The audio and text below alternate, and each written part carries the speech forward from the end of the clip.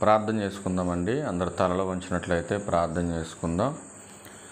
సకల ఆశీర్వాదాలకు కారణభూతుడివైన మా ప్రియ పరలోకపు తండ్రి, మీ ఉన్నతమైన ఘనమైన శ్రేష్టమైన నామానికి మీ ప్రియకుమారుడు మా అందరికీ లోకరక్షకుడైన క్రీస్తు వారి పేరట కృతజ్ఞతాస్తుతులు చెల్లిస్తూ ఉన్నాను తండ్రి.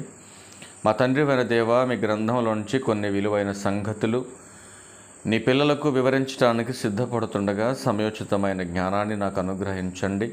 నీ పిల్లలు కేవలము వినేవారుగా ఉండి మోసపోక విత్తబడుతున్న మాటలో ఉన్న సత్యాన్ని గ్రహించటానికి ప్రతి ఒక్కరికి కూడా మంచి వివేచన జ్ఞానాన్ని అనుగ్రహించమని అడుగుచున్నాను. కూడిక ముగిసే వరకును కూడా తండ్రి మీ కృప, మీ కాపుదల మా అందరితో ఉంచి నడిపించమని క్రీస్తు వారి పేరట ఈ ప్రార్థన విన్నపములన్నీ కూడా అడిగి వేడుకొనుచున్నాను తండ్రి. ఆమేన్. క్రీస్తునందు చేరవచ్చినటువంటి ప్రియులైన దేవుని పిల్లలందరికీ ప్రభు అయిన యేసుక్రీస్తు వారి పేరట నా ప్రత్యేకమైన వందనాలు తెలియజేస్తూ ఉన్నాను. ప్రియులారా, ఒక ప్రాముఖ్యమైన సంగతిని దేవుని గ్రంథంలో నుంచి మనం పరిశోధనతో తెలుసుకుందాం. ఎందుకంటే ఇంత మంచి సమయాన్ని మనకు అనుగ్రహించినందుకు తండ్రికి ప్రభు అయిన క్రీస్తు వారి పేరట కృతజ్ఞతాస్తుతులు చెల్లించబద్దులమై ఉన్నాం. అపోస్తుల కార్యములు 2వ అధ్యాయం 41వ వచనాన్ని ఒకసారి మనం చదువుకుందాం ప్రియులారా. అపోస్తుల కార్యములు 2వ అధ్యాయము 41వ వచనాన్ని మనం చదువుకుందాం. కాబట్టి అతని వాక్యము అంగీకరించిన వారు బాప్తీసనము పొందిరి. ఆ దినమందు ఇంచుమించు 3000 మంది చేర్చబడిరి అనే పదాన్ని అక్కడ మాట్లాడటం జరిగింది. ఎవరి మాటలు విని ఎవరు బాప్తీసం పొంది ఎక్కడ చేర్చబడ్డారు అనేది మనం చూడగలిగితే ప్రియులారా, పేతురు గారు ప్రసంగించగా అక్కడున్నటువంటి మనుషులు ఏం చేశారండి, ఆ ప్రసంగానికి వాళ్ళు ఏమైపోయారంటే మార్పు చెంది మారు మనసు పొంది బాప్తీసం తీసుకొని సంఘములోకి చేర్చబడ్డారు. అంటే లోకములో ఉన్నటువంటి వారు సంఘములోకి వచ్చారు. గమనించాల్సినటువంటి అవసరత ఉంది. మరి లోకంలో ఉన్నటువంటి వారు మారు మనసు పొంది బాప్తీసం అనే క్రియ ద్వారా సంఘములోకి చేర్చబడ్డారు. మరి సంఘములోకి చేర్చబడిన వారు, సంఘస్థులుగా పిలువబడుతున్న వారు, విశ్వాసులైనటువంటి వారు, మారు మనసు పొందినటువంటి ప్రతి ఒక్కరూ కూడా ఎలా బ్రతికితే దేవునికి ఇష్టం, జాగ్రత్తగా మనం ఆలోచన చేయవలసినటువంటి అవసరం ఉంది. ఎందుకంటే భర్తకు నచ్చినట్టుగా భార్య బ్రతికితే భర్త ఇష్టపడతాడు. అంతేనమ్మా? భర్తకు నచ్చినట్టుగా భార్య బ్రతికితేనే కదా భర్త ఇష్టపడతాడు. లేదు నాకు నచ్చినట్టుగా నేను బ్రతుకుతానంటే భర్త ఇష్టపడతాడా? మీరు ఆలోచన చేయండి. భార్యకు నచ్చినట్టుగా భర్త బతికితేనే భార్య ఏం చేస్తుంది? ఇష్టపడుతుంది. లేదు ఎవరికి నచ్చినట్టుగా వాళ్ళు బ్రతుకుతున్నారు అనుకోండి, ఒకరినొకరు ఇష్టపడతారా? మీరు ఆలోచన చేయండి. ఇప్పుడు లోకములో నుంచి సంఘంలోకి వచ్చిన వారు మరి దేవునికి ఇష్టలుగా బ్రతికితేనే కదా దేవుడు ఇష్టపడతాడు. అంతేనా? కేవలం సంఘానికి వచ్చేసి వెళ్ళిపోయినంత మాత్రం దేవుని పిల్లలు అనిపించుకోలేము మనం. కొన్ని క్రియలు ఉన్నాయి, అవన్నీ మానుకుంటేనే మనము అవన్నీ మానుకొని క్రైస్తవులుగా క్రీస్తులో దేవుని పిల్లలుగా మనం బ్రతకగలిగినప్పుడు దేవుడు ఇష్టపడతాడు మనల్ని. కనుక దేవునికి ఇష్టలుగా బ్రతకటం అసలు ఎలా మనం బ్రతకాలి దేవునికి ఇష్టలుగా? ఈ లోకంలో అనేక మంది ఇష్టాలు తెలుసుకొని అనేక మందికి ఇష్టమైనటువంటి రీతిలో బ్రతకటం తెలిసినటువంటి మనం, మరి దేవుని పిల్లలమైనటువంటి మనం, మరి దేవునికి ఇష్టమైనటువంటి రీతిలో మరి బ్రతకటం అంటే ఎలా? బైబిల్ తీసుకొని మందిరానికి వెళ్తే అది దేవునికి ఇష్టమైన బ్రతుక? దేవుని మందిరానికి వచ్చి పాటలు పాడేస్తే అది ఇష్టమైన బ్రతుకు అయిపోద్దా? దేవుని పేరట వందలాది మెసేజ్లు మాట్లాడేసి యూట్యూబ్ ఛానల్లో పెట్టేసి మాట్లాడినంత మాత్రాన అది దేవునికి ఇష్టమైపోతుందా? మరి ఎలా అనేక మందికి దేవుని పేరట అన్నదానాలు చేస్తే అది దేవునికి ఇష్టమైన బ్రతుకు అవుతుందా? అనేక మందికి పాంప్లెట్లు పంచితేనో, బైబిల్స్ పంచితేనో, పెన్నులు పంచితేనో అది దేవునికి ఇష్టమైన బ్రతుకు అవుతుందా? అది చేస్తే తప్పని నేను చెప్పట్లా. దేవునికి ఇష్టమైనటువంటి బ్రతుకు ఏదో నువ్వు తెలుసుకొని ఇవన్నీ చేస్తే మంచిది. మరి దేవునికి ఇష్టమైనటువంటి బ్రతుకు నీలో లేకుండా దేవుని పేరటే భక్తి పేరట ఇవన్నీ చేస్తున్నాను అని నువ్వు అనుకుంటే నువ్వు చేసేటటువంటి క్రియ వలన నీకు సంతోషం కలుగుతుందేమో, నీ ద్వారా పొందుతున్నటువంటి వారికి సంతోషం కలుగుతుందేమో, కానీ దేవునికి మాత్రం సంతోషం ఉండదు. కనుక దేవునికి ఇష్టలుగా మనం బ్రతకాలంటే ఎలా బ్రతకాలి అనేది కొన్ని సందర్భాలు గ్రంథంలోకి వెళ్ళి మనం చూడగలిగితే ప్రియులారా, మొట్టమొదటిగా ఒక మాట మనం చదువుకుందాం. రోమిలకు రాసిన పత్రిక అపోస్తుడైన పౌలు గారు రోమిలకు రాసిన పత్రిక మొదటి 2 వచనాలు చూడగలిగితే 2 ప్రాముఖ్యమైనటువంటి సందర్భాలు మనకు అక్కడ కనపడుతున్నాయి. సంఘములోకి చేర్చబడిన నీవు మరి ఎవరికి ఇష్టంగా బ్రతకాలి అని అంటే దేవునికి ఇష్టమైనటువంటి బ్రతుకునే బ్రతకాలి. కనుక మరి దేవునికి ఇష్టమైనటువంటి బ్రతుకును మనం బ్రతకాలంటే మనం ఎలా ఉండాలి అనేది మనం చూడగలిగితే రోమిలకు రాసిన పత్రిక 12వ అధ్యాయం మొదటి 2 వచనాలు చూస్తే, కాబట్టి సహోదరులారా, పరిశుద్ధమును దేవునికి అనుకూలమైన సజీవ యాగముగా మీ శరీరములను ఆయనకు సమర్పించుకొనుడని దేవుని వాత్సల్యమును బట్టి మిమ్మును బతిమాలుకొనుచున్నాను. ఏమంటున్నాడు పౌలు గారు ఇక్కడ? సజీవ యాగముగా అంటున్నాడు. ఎలా చెప్పాలంటే దేవునికి పరిశుద్ధంగా. మొదటి మాట గుర్తుపెట్టుకోవాలా. ఇప్పుడు మనం బాప్తీసం పొంది సంఘంలోకి వచ్చేసాం. ఎలా వచ్చాం? సంఘంలోకి పరిశుద్ధులుగా వచ్చాం, పరిశుద్ధ పరచబడిన వారుగా మనం సంఘంలోకి వచ్చేసాం. ఎప్పుడైతే బాప్తీసం పొందామో ఆ బాప్తీసం పొందినప్పుడు మనకి ఆ బాప్తీసం ద్వారా ఏమనుగ్రహింపబడింది? వరం అంటే పరిశుద్ధాత్మ వరము మీకు అనుగ్రహింపబడింది. పరిశుద్ధాత్మ వరము అనుగ్రహింపబడినప్పుడే మీరు పరిశుద్ధులు. ఇది గమనించవలసినటువంటి అవసరం ఉంది నేడు క్రైస్తవ సంఘానికి. అందుకే ప్రియులారా, ఇక్కడ పౌలు గారు అంటున్నాడు కదా, పరిశుద్ధమును దేవునికి అనుకూలమైన సజీవం. దేవునికి అనుకూలంగా ఉండాలంట మన శరీరం. ఇంతవరకు బాప్తీసం పొందటానికి ముందు మనం ఎలా పడితే అలా బ్రతికేసాం. లోకానికి అనుకూలంగా ఈ దేహం పనిచేసింది. ఈ లోకం సంబంధమైనటువంటి కోరికలకు ఇది లోనైపోయింది. కనుక ఇప్పుడు బాప్తీసం అనే క్రియ ద్వారా ఇది పరిశుద్ధపరచబడింది. కనుక ఇప్పుడు దీని మీద అధికారం ఎవరికి ఉందంటే దేవునికి ఉంది. కనుక దీన్ని ఏం చేయమంటున్నాడో సజీవ యాగముగా, అంటే సంపూర్ణమైనటువంటి దానిగా, ఆరోగ్యకరమైనటువంటి దానిగా దీన్ని మనం దేవునికి సమర్పించేసుకోవాలి. అలా సమర్పించేసుకుంటేనే, అలా సమర్పించుకున్నటువంటి ఈ యొక్క స్థితి ఏమంటున్నాడు ఇక్కడ పౌలు గారు చూస్తే, ఇట్టి సేవ మీకు యుక్తమై ఉన్నది అన్నాడు. అంటే మీరు సజీవ యాగంగా మీ శరీరాలు దేవునికి సమర్పించేస్తేనే నువ్వు పాడే పాట అయిన దేవుడు అంగీకరిస్తాడు, నువ్వు చెప్పే వాక్యమైన దేవుడు అంగీకరిస్తాడు, నువ్వు ఇచ్చే కానుకైన దేవుడు అంగీకరిస్తాడు, నువ్వు చేసేటటువంటి ప్రతి సహాయం, ప్రతి క్రియ దేవుడు ఇష్టపడతాడు. ఇది దేవునికి ఇష్టమైనటువంటి బ్రతుకనమాట ఇది. మరి రెండవ మాటలు ఏమంటున్నాడంటే, మీరు ఈ లోక మర్యాదను ఇక అనుసరించక అంటున్నాడు. ఎందుకు క్రైస్తవుడైనటువంటి వాడు, సంఘములో చేర్చబడిన వాడు లోక మర్యాదను అనుసరించొద్దని ఎందుకు బైబిల్ ఇంత పర్టికులర్గా మాట్లాడుతుంది? అసలు ఏముంది లోకంలో? లోకంలో ఏముందని లోక మర్యాదను అనుసరించొద్దన్నాడు? చాలా జాగ్రత్తగా మనం ఆలోచించాలి ప్రియులారా. ఎందుకంటే అసలు దేవునికి మనం నచ్చాలంటే మరి దేవుడు చెప్పినట్టుగా మనం బ్రతకాలి. మరి దేవుడు చెప్పినట్టుగా మనం బ్రతకకుండా దేవుని మందిరానికి వచ్చి మనకు మంచి మంచి గొంతులు దేవుడిచ్చాడు, మంచి మంచి స్వరాలు దేవుడిచ్చాడు, కానీ మనం పాడుతున్నటువంటి పాట దేవునికి ఇష్టమైనదా కాదా? నా బ్రతుకు దేవునికి నచ్చినట్టుగా నా బ్రతుకుందా లేదా అనే ఆలోచన, అవగాహన లేకుండా నువ్వు పాడితే అది వ్యర్థం అంటుంది గ్రంథం. కనుక ప్రియులారా, మీరు గమనించండి, అసలు లోకంలో ఏముందని లోక మర్యాదను అనుసరించొద్దన్నాడు? ఏముంది లోకంలో? చూడండి, ఆ మాట కూడా చూడండి. యోహాను గారు రాసిన మొదటి పత్రిక 2వ అధ్యాయం 16వ వచనం. ఎందుకు లోక మర్యాదను అనుసరించొద్దని అంత కఠినముగా రోమా సంఘానికి చెబుతున్నాడు పౌలు గారు పరిశుద్ధాత్మ ప్రేరణతో. లోకములో ఉన్నదంతయు అంటున్నాడా? లోకంలో ఒక పక్కన, ఒక మూలన, ఒక పల్లెలో, ఒక ప్రాంతంలో అన్నాడా? లోకములో ఉన్నదంతయు అంటున్నాడు. అంటే అంతటా ఏముంది? అంతటా ఇది ఉంది. ఇప్పుడు చెప్పబోయేది లోక మర్యాద అనగా శరీరాశయు. లోకమంతటా ఏముందో జాగ్రత్తగా వినాలి పరిశుద్ధులారా మీరు. లోకమంతటా అనగా శరీరాశయు, నేత్రాశయు, జీవపు డంభమును, తండ్రి వలన పుట్టినవి కావు, అవి లోక సంబంధమైనవి. చూశారండి ఎంత బాగా మాట్లాడుతున్నాడో యోహాను గారు.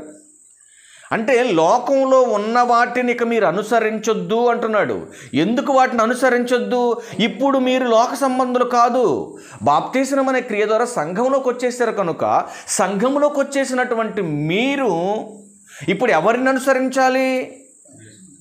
ప్రకటించబడుతున్న సువార్తను, దేవుని చిత్తమును, దేవుని యొక్క మాటను, ఆయన ఆలోచనను, ఆయన సంకల్పాన్ని ఇప్పుడు మీరు అనుసరించాలే తప్ప లోక మర్యాదనిక మీరు అనుసరించటానికి వీల్లేదు.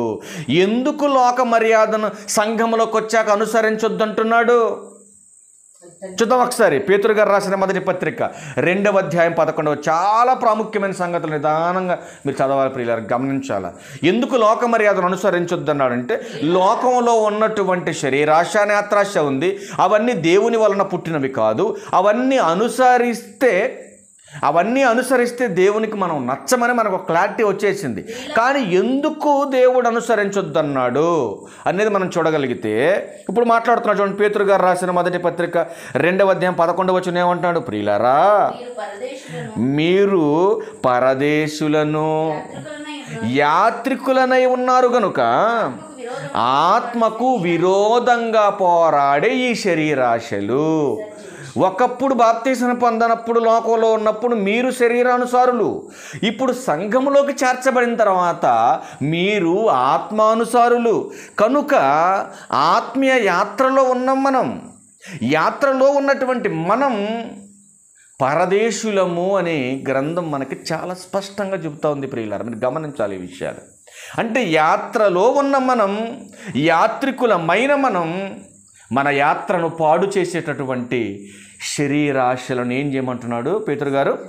విసర్జించాలి. మరి శరీరాశలను విసర్జించి మరి ఏం చేయాలి? దేవునికి ఇష్టమైన బ్రతుకును మనం బ్రతకాలి.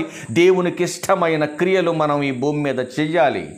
కానీ ప్రియులారా, చరిత్రలోకి వెళ్ళి మనం చూడగలిగితే దేవునితోనే ఉంటూ, దేవుని మాట వింటూ, దేవునికి ఇష్టము లేనటువంటి బ్రతుకును అలవర్చుకొని ఏం జరిగిందో చరిత్రలోకి వెళ్ళి మనం చూడగలిగితే దేవునితోనే ఉంటూ, దేవుని మాట వింటూ, దేవునికి ఇష్టంగా లేనటువంటి బ్రతుకును అలవర్చుకున్నటువంటి దౌర్భాగ్యపు పరిస్థితి చరిత్రలో ఇశ్రాయేలీలకు ఉన్నది. కొత్త నిబంధనలో పౌలు గారే మాట్లాడుతున్నాడు. చూద్దాం ఒకసారి. కొరింథీయులకు రాసిన మొదటి పత్రిక 10వ అధ్యాయం 5వ వచనములో అయితే ఏమన్నాడు? అయితే అని ఎందుకు అన్నాడు? ప్రియులారా, మీరు గమనించాలి.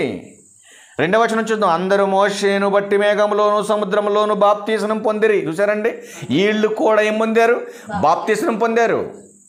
దేవుల్లోకి వచ్చేసారు, దేవుల్లో చేర్చబడ్డారు. చేర్చబడినటువంటి వీరు అందరూ ఆత్మ సంబంధమైన ఒకే ఆహారం భుజించిరి, అందరూ ఆత్మ సంబంధమైన ఒకే పానము చేసిరి. యాలయనగా తమ్మును వెంబడించిన ఆత్మ సంబంధమైన బండలోనిది త్రాగిరి, ఆ బండ క్రీస్తే అని చెబుతూ. చూసారా, ఇప్పుడు వరకు జరిగిందంతా బాగానే ఉంది. కానీ 5వ వచనం కాడికి వచ్చేసరికి అంటున్నాడు, అయితే వారిలో ఎక్కువ మంది దేవునికిష్టులుగా ఉండకపోయిరి గనుక అరణ్యములో చంపబడిరి అంటున్నాడు. సంహరించబట్టం అంటే చంపబట్టమేనండి. మళ్ళీ దాన్ని నొక్కి చెప్పక్కర్లేదు. ఇంక మీరు సంహరించబడటం అంటే చంపటమే. దేవుల్లో రాకముందు నువ్వు ఎలా బ్రతికినా దేవుడు నిన్ను ఏ రకంగా కూడా ఏం మాట్లాడ్డావు. ఇప్పుడు దేవుల్లోకి చేర్చబడిన తర్వాత లోక మర్యాదను అనుసరించొద్దని దేవుడు చెప్పిన తర్వాత, లోక మర్యాద అంటే ఏంటో క్లారిటీ ఇచ్చేసిన తర్వాత ఇంకా వాటినే పట్టుకొని నువ్వు వేలాడితే, ఆనాడు చరిత్రలో దేవునికి ఇష్టంగా బ్రతుకును బ్రతకనటువంటి వారిని ఏ రీతిగా అయితే దేవుడు చంపాడో అదే రీతిగా నిన్ను కూడా చంపేటటువంటి పరిస్థితి తెచ్చుకోవద్దంటుంది గ్రంథం. అర్థమవుతుందన్న మాట మీకు? జాగ్రత్తగా వినాలి. అందుకే మరి మనం ఏం చేయాలి? దేవునికి ఇష్టంగా మనం బ్రతకాలంటే దేవుని ఇష్ట ప్రకారం మనం బతకాలి. అంతేగాని మన ఇష్ట ప్రకారం మనం బ్రతికితే, మనకు నచ్చినట్టుగా మన జీవితాన్ని మనం మార్చుకుంటే ఖచ్చితంగా కష్టాలు, యాతనలు, శ్రమలు తప్పవని బైబిల్ హెచ్చరిస్తూ ఉంది. కనుక మనకిచ్చినటువంటి జీవితాన్ని మనకు నచ్చినట్టుగా మనం బ్రతికితే ఖచ్చితంగా యాతన తప్పదని బైబిల్ మాట్లాడుతోంది. ఒకసారి లూకాసు వార్త 16వ అధ్యాయం 19వ వచనం చూద్దాం ప్రియులారా. లూకాసు వార్త 16వ అధ్యాయం. అక్కడ ఇద్దరు వ్యక్తులు మనకు కనపడుతున్నారు, కానీ సందర్భం చాలా డెప్త్గా ఉంటుందండి. మనం జాగ్రత్త చదవాలి ఈ మాటలు. లూకాసు వార్త 16వ అధ్యాయం 19వ వచనంలో, ధనవంతుడొకడుండెను, అతడు ఓదా రంగు బట్టలను సన్నపు నార వస్త్రములను ధరించుకొని ప్రతి దినము బహుగా సుఖపడుచుండువాడు. ఏం పడుతున్నాడు ఈయన? సుఖపడుతున్నాడు ఈయన. మరొక ఆయన మనకు కనపడతాడు. మరి ఇంకొక ఆయన కనపడుతున్నాడు. ఎవరైనా? లాజరు అనే దరిద్రుడు. అంటే ధనవంతుడు, దరిద్రుడు, బాగా సుఖపడినవాడు, బాగా కష్టపడినవారు. వీళ్ళిద్దరికి ఒకరోజు 22వ వచనంలో వీళ్ళిద్దరికి చావు వచ్చిందండి. చావు వచ్చినప్పుడు ఏం జరుగుతుంది చూడండి. ఆ దరిద్రుడు చనిపోయి దేవదూతల చేత అబ్రహాము రొమ్మున ఆనుకొనుట కొనుపబడెను. ధనవంతుడు కూడా. ఏమండి, దరిద్రుడు చనిపోతే దేవదూతలు వచ్చినాయి, మరి ధనవంతుడు చనిపోతే దేవదూతలు వచ్చినటువంటి సందర్భం రాయలేదు ఏంటి మరి ఇక్కడ? ఏమండి, మీరు జాగ్రత్తగా ఆలోచించాలి ఈ విషయాన్ని. ఈ దేహం కోసం, ఈ లోకం కోసం దేవుని చిత్తాన్ని మనం ఎరగకుండా, దేవునికి నచ్చినట్టుగా మనం బ్రతకకుండా, ఇది నా జీవితం, నా కష్టార్జితం, నాకు నచ్చినట్టుగా నేను బ్రతుకుతానని బ్రతుకునిచ్చిన దేవుని యొక్క ఆలోచన లేకుండా, మార్పు లేకుండా, దేవుని కోసం బ్రతకకుండా, దేవుని ఇష్టాలేంటో నెరవేర్చకుండా, దేవునికి ఇష్టమైన రీతిలో మనం బ్రతకకుండా మనం చనిపోతే ఖచ్చితముగా నరకానికి జారిపోయే యాతనకరమైన పరిస్థితికి వెళ్ళిపోయే పరిస్థితి వస్తుందని గ్రంథం సెలవిస్తూ ఉంది. ప్రియులారా, మీరు గమనించండి, చాలా సందర్భాల్లో ఈ మాటలు మనం వినుంటాం. అంటే ధనవంతుడైనందుకే ఈ ధనవంతుడు యాతన పడుతున్నాడా? ధనవంతుడు అయినందుకే యాతనకరమైన స్థలానికి వెళ్ళాడా? అంటే జాగ్రత్తగా మనం ఆలోచించవలసిన విషయం ఏంటంటే, ధనవంతుడైనందుకు కాదండి. ధనమే దయం అనుకొని మార్పు లేనటువంటి జీవితంతో దేవుని నమ్ముకొనక, దేవుని యొక్క చిత్తాన్ని ఎరుగక, దేవునికి నచ్చినటువంటి బ్రతుకులేక ధనవంతుడు ఎక్కడికి వెళ్ళిపోయాడు? యాతనకరమైన స్థలానికి వెళ్ళిపోయాడు. 25వ వచనం అదే ఉంటుంది, పిల్లలు చదువుకుందాం. అందుకు అబ్రహాము, కుమారుడా, నీవు నీ జీవిత కాలమందు నీకిష్టమైనట్టు సుఖము అనుభవించితివి. అసలు తిందామా, తాగుదామా, సుఖించుదామా, తిన్నామా, పడుకున్నామా, తెల్లారిందా, ఇదే బ్రతుకు, తమ బ్రతుకు గురించి తామే ఆలోచన చేసుకున్నారే తప్ప బ్రతుకునిచ్చిన దేవుని కోసం బ్రతకాలన్న ఆలోచన లేనటువంటి ఏ ఒక్కళ్ళైనా సరే, ఏ ఒక్కరికైనా సరే ఇట్లాంటి పరిస్థితి వస్తుందని మనకి ఎగ్జాంపుల్గా మాట్లాడుతున్నాడు దేవుడు. కనుక జాగ్రత్తగా మనం ఆలోచించవలసినటువంటి అవసరత ఈరోజు సంఘంలో చేర్చబడిన ప్రతి ఒక్కరికి ఉందని గ్రంథం హెచ్చరిస్తూ ఉంది. ప్రియులారా, మీరు గమనించండి, ప్రతి మనిషికి ఏదో సంపాదించాలి, ఏదో సాధించాలని ఆశ ఉంటుంది. ఆ ఆశ అనేది సహజం మనిషిలో. కానీ ఆశ ఉండొచ్చు, కానీ ఏముండకూడదు? అత్యాశ ఉండకూడదు. ఇప్పుడు 6 దినాలు కష్టపడుతున్నాం, సరిపోదా నీ బతుక్కి? ఆలోచించండి. కానీ ప్రియులారా, బైబిల్లో ఒక అద్భుతమైన మాట ఉందండి దీని గురించి. ఎందుకంటే కష్టపడొద్దని ఎక్కడ బైబిల్ చెప్పలేదు, సమకూర్చుకోవద్దని బైబిల్ ఎక్కడ చెప్పలేదు. కానీ ప్రియులారా, కష్టపడి సంపాదించుకోవటానికే ఈ జీవితం అనుకొని, ఈ జీవితాన్ని ఇచ్చినటువంటి దేవుని చిత్తాన్ని ఈ బ్రతుకులను వెరగకపోతే ఆలోచించు జాగ్రత్తగా. నువ్వు సంపాదించుకొని కూడబెట్టుకున్నవి ఏవి కూడా నిన్ను రక్షించవు. గమనించవలసినటువంటి అవసరం. ఎందుకంటే ఈ భూమి మీద పుట్టినటువంటి వారందరూ కూడా ఏదో ఒక రోజు తమ కాలాన్ని ముగించుకొని వెళ్ళాలి. ఎక్కడికి వెళ్ళాలి? వెళుతున్నటువంటి మనుషులంతా ఎక్కడికి వెళ్ళిపోతున్నారనే ఆలోచన, అవగాహన బ్రతుకున్న నీకు అర్థం కావాలి. లేదంటే జీవితం వ్యర్థం. అందుకంటే యోబు గ్రంథం 20వ అధ్యాయం చూద్దాం ఒకసారి. ఆ మాట చూడండి, చాలా ప్రాముఖ్యమైన మాట ఉంది.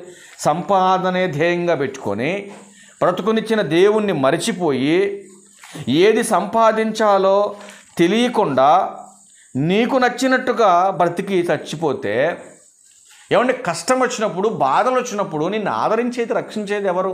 నిత్య నరకాగ్ని. ఇప్పుడు ఈ లోకంలో ఏదైనా సమస్య వచ్చిందనుకోండి, దేహానికి సంబంధించింది, నువ్వు సంపాదించిన డబ్బు పెట్టుకొని వైద్యుల ద్వారా దాన్ని తగ్గించేసుకుంటూ బాగానే ఉంది. కానీ ఆత్మకు కావలసింది నువ్వు సంపాదించుకోకుండా చచ్చిపోతే నువ్వు సంపాదించినటువంటి సంపద నీ ఆత్మకు రక్షణగా వస్తుందా? నువ్వు ఆలోచించు. అందు గురించి మాట్లాడుతుంది గ్రంథం. 20వ అధ్యాయం యోబు గ్రంథం 20వ వారు ఎడతెగక ఆశించిన వారు అంటున్నాడు. చూడండి, ఎడతెగక అంటే నిత్యము ఒకటే ఆశ మనిషికి. ఏదో సంపాదించాలి, సాధించాలి, కూడబెట్టాలి, అది చేయాలి, ఇది చేయాలి, ఇది చేయాలి, అది చేయాలి. మరి దేవుడు వద్దా? దేవుని ఆలోచన వద్దా?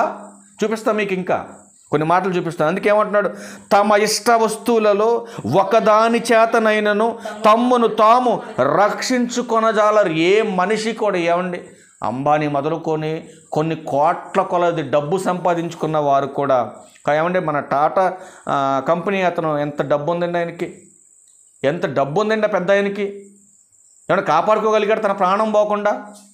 మీరు ఆలోచన చేయండి. ఈ లోకంలో ఏదైనా కొనగలవేమో కానీ ఈ జీవితాన్ని కొనుక్కోలేవు, నువ్వు ఈ బ్రతుకును కొనుక్కోలేవు. నువ్వు ఆలోచించు. ఒక్కసారి ఈ దేహంలో నుంచి ఆత్మ బయటికి వెళ్ళిపోతే కోటాను కోట్లు డబ్బు నువ్వు హెచ్చించినా, నీ చుట్టూ ఉన్న బంధుబలగం అంతా కూర్చొని ఏడ్చినా, యజ్ఞాలు చేసినా, యాగాలు చేసినా, తపస్సు చేసినా, తిరిగి వెళ్ళిపోయినటువంటి ఆత్మ దేహంలోనికి మరలా తిరిగి రాదు అని బైబిల్ చెప్తా ఉంది. మరి దేనికోసం ప్రయాసపడుతున్నావు నువ్వు? ఒకసారి ఆలోచించు. అందుకే యేసుక్రీస్తు వారు ఒక బ్రహ్మాండమైనటువంటి మాట చెప్పాడండి. మత్తయి సువార్త చూడండి ఒకసారి, మత్తయి సువార్త 16వ అధ్యాయం 26వ వచనం చూడండి. దేవునికి ఇష్టంగా మనం బ్రతకకపోతే ఏంటండి మనం సంపాదించేది, సాధించేది ఈ లోకంలో? చూడండి ఒకసారి, మత్తయి సువార్త 16వ అధ్యాయము 26వ వచనం చూస్తే ప్రియులారా, ఒక మనుషుడు లోకమంతయు సంపాదించుకొని, చూడండి, అన్ని ఇల్లు కావాలంటే ఇల్లు సంపాదించుకున్నాడు, బండి కావాలంటే బండి సంపాదించుకున్నాడు, ఏమంటే ఏసీ కావాలంటే ఏసీ సంపాదించుకున్నాడు, తనకు ఈ భూమి మీద కావలసినవన్నీ సంపాదించుకున్నాడు. వెరీ గుడ్, చాలా మంచోడు, అందరూ అలాగే సంపాదించుకోవాలి. కానీ ప్రియులరా, వాటితో పాటు తన ప్రాణమునకు కావలసిన దాన్ని కూడా సంపాదిస్తే వాడు గొప్పోడు దేవుని దృష్టిలో. కానీ అక్కడ ఏం రాయబడింది చూడండి, తన ప్రాణమును పోగొట్టుకుంటే అతనికి ఏంటంటే అంత సంపాదిస్తే ఏం ప్రయోజనం అంటాడంటే యేసుక్రీస్తు వారు. అంటే సంపాదించవలసినటువంటి దానిని నువ్వు సంపాదించకపోతే ఈ లోక సంపాదన అంతా కూడా వ్యర్థము అని క్లారిటీ ఇస్తుందండి గ్రంథం. అందుకే ఏమంటాడు, ఒకడు లోకమంతయు సంపాదించుకొని తన ప్రాణమును పోగొట్టుకుంటే అతనికి ఏమి ప్రయోజనం? ఒక మనుషుడు తన ప్రాణమునకు ప్రతిగా ఏమి ఇవ్వగలడు? మీరు చెప్పండి. కొనగలవా ప్రాణాన్ని? కొనలేవు. కానీ ఈ ప్రాణాన్ని ఉచితంగా ఆయన నీకు పెట్టాడు. దాన్ని కాపాడటానికి ఉచితంగా వాక్యాన్ని ప్రకటిస్తున్నాడు నీ కోసం. కానీ దీని విలువ ఈ సమాజానికి అర్థం కాలేదండి. బతకాలని ప్రతి ఒక్కడికి ఆశ ఉంటుంది, కానీ బ్రతికించే వాక్యాన్ని, బ్రతుకునిచ్చిన దేవుని కోసం బ్రతకాలన్న ఆలోచనని ఈరోజు మర్చిపోయి అనేక సమస్యలకు లోనైపోయి తమ జీవితాలను వ్యర్థంగా పాడు చేసుకుంటున్నారు పిల్లలు. కానీ పౌలు గారు అంటున్నాడు కదా, ఇదిగో నాయన, ఒకప్పుడు నాకు నచ్చినట్టుగా బ్రతికాను, ఈ లోకంలో నాకు ఇష్టమైనట్టు బ్రతికాను, కానీ ఇప్పుడు దేవుని చేత పట్టబడిన నేను, దేవుని చేత ఏర్పరచబడినటువంటి నేను, దేవుని చేత ప్రత్యేకించబడినటువంటి నేను, ఆయన ప్రథమ ఫలముగా నా తల్లి గర్భంలో నన్ను ప్రత్యేకించుకున్నటువంటి ఈ జీవితాన్ని దేవుని కోసం అర్పించాలనుకున్నాడు. అలా అర్పించినటువంటి తన జీవితాన్ని గూర్చి సౌలు పౌలుగా మార్చబడిన తర్వాత ఆయన తపన గురించి, దేవుని యొక్క ఇష్టానికి ఆయన బ్రతికినటువంటి బ్రతుకును గూర్చి, అసలు దేవుని ఇష్టాన్ని ఎరిగినటువంటి ఆయన అసలు ఈ లోకంలో ఏమి సంపాదించాడు? ఏమండి, ఆయన గుర్రాల మీద తిరిగాడు, ఐశ్వర్యాన్ని అనుభవించాడు, అనేకమైన అనుభవించినటువంటి ఆయన ఒకప్పుడు తిండి లేక బాధపడినటువంటి పరిస్థితులు వచ్చేసాయి ఆయనకి. ఎందుకోసం ఆయన అంత తపన పడ్డాడంటే దేవునికి ఇష్టంగా బ్రతకాలనుకున్నాడు, ఇష్టమైన బ్రతుకును ఎంచుకున్నాడు. ఆ బ్రతుకులో ఏవి సంపాదించాలని ఏవేవి నష్టపరుచుకున్నాడో మనం చూడగలిగితే ప్రియులారా, ఫిలిప్పీయులకు రాసిన పత్రిక చూద్దాం ఒకసారి. ఫిలిప్పీయులకు రాసిన పత్రిక 3వ అధ్యాయం 9వ వచనం చూడండి. ఫిలిప్పీయులకు రాసిన పత్రిక 3వ అధ్యాయం 9వ వచనం చూడండి ప్రియులారా. ఏం సంపాదించుకున్నాడు ఇక్కడ?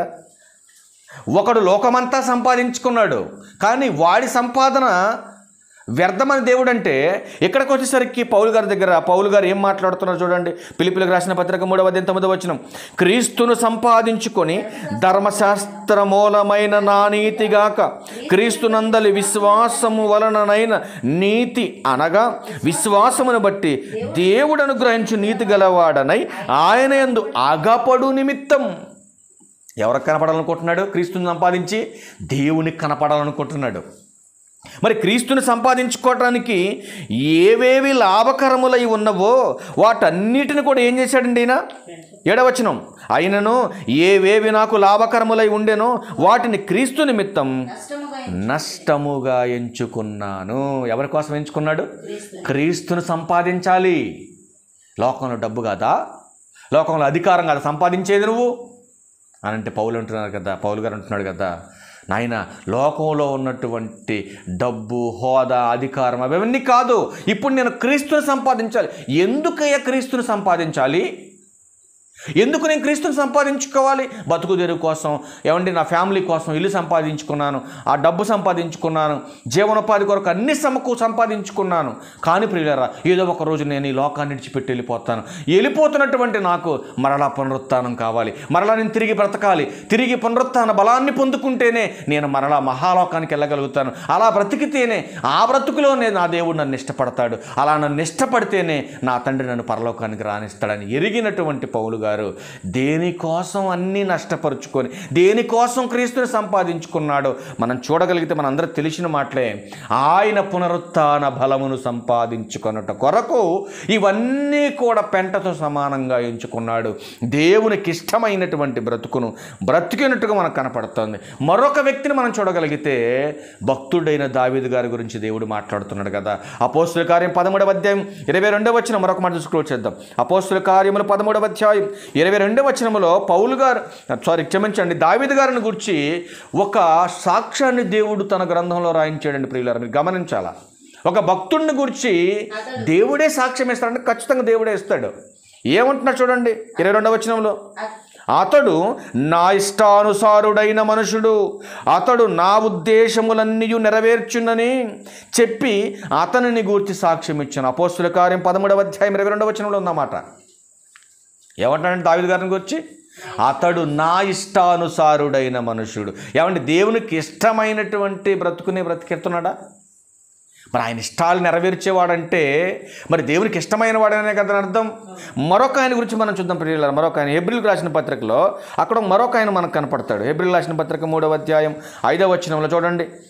హెబ్రీయులకు రాసిన పత్రిక 3వ అధ్యాయము 5వ వచనం చూడగలిగితే ప్రియులారా, అక్కడ మరొక ఆయన చూడండి. 3వ అధ్యాయం 5వ వచనంలో, ముందు చెప్పబోవు సంగతులకు సాక్షార్థముగా మోషే పరిచారకుడై ఉండి దేవుని ఇల్లంతటిలో నమ్మకముగా ఉండెను. చూడండి ఏమంటున్నాడు అక్కడ. దేవుని ఉద్దేశాలు నెరవేర్చేటటువంటి బ్రతుకును బ్రతికినటువంటి దావీదు గారు అయితే, ఇక్కడ మనకు దేవునికి ఇష్టమైనటువంటి వ్యక్తిగా బ్రతకటంలో ఎలాంటి లక్షణాన్ని కలిగి ఉన్నాడు మోషే గారు అంటే, నమ్మకత్వమైనటువంటి లక్షణాన్ని కలిగి ఉన్నాడు.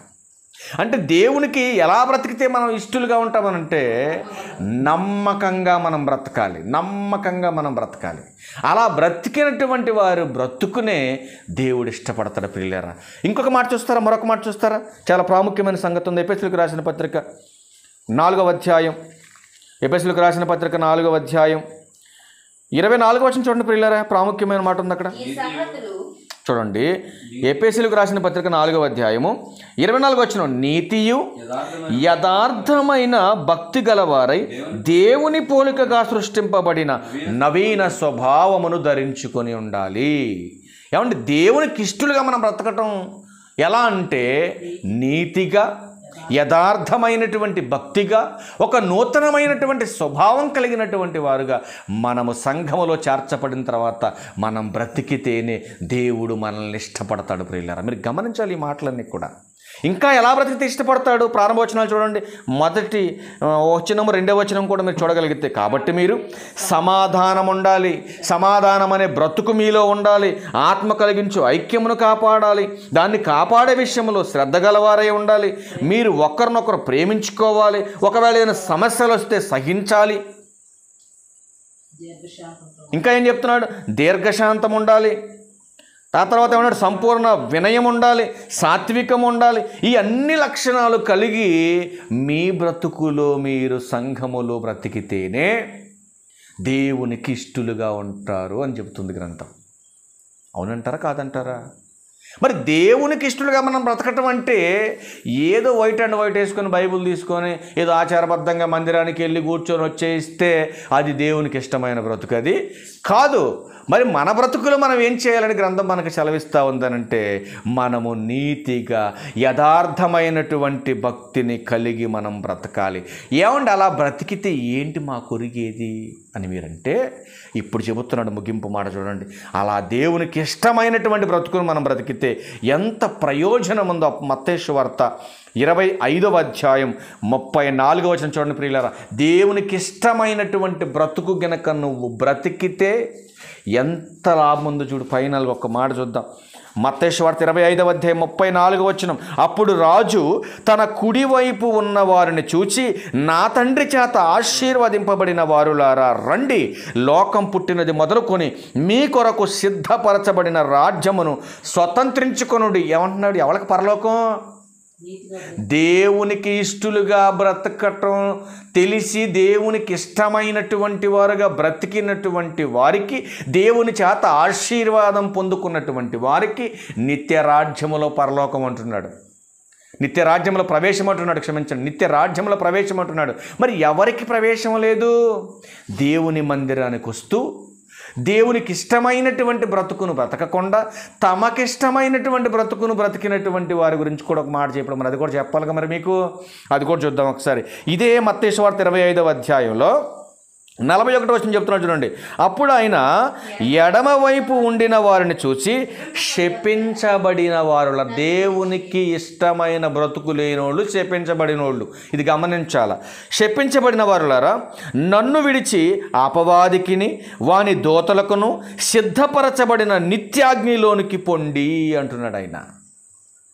ఏముంది నిత్యాగ్నిలో? ఏం విధించబడుతుంది? 46వ వచనం చూడండి. వీరు నిత్య శిక్షకును నీతిమంతులు నిత్య జీవమునకు పోదురు అంటున్నాడు. దేవునికి ఇష్టమైన వారు నిత్య జీవంలోకి వెళ్ళిపోతారు.